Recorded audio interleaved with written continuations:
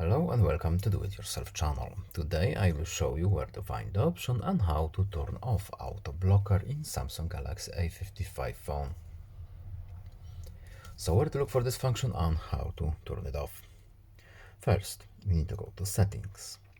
Next, we are looking for security and privacy options. And in here, we have auto blocker. So what does it do exactly? It keeps your phone safe by blocking threats and other suspicious activity.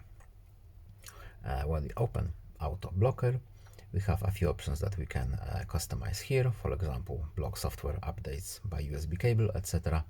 Manage messaging app protection, but we want to turn it off. So at the top we have a simple on or off switch. Turn off auto blocker. Yes, please turn off. And now it's off.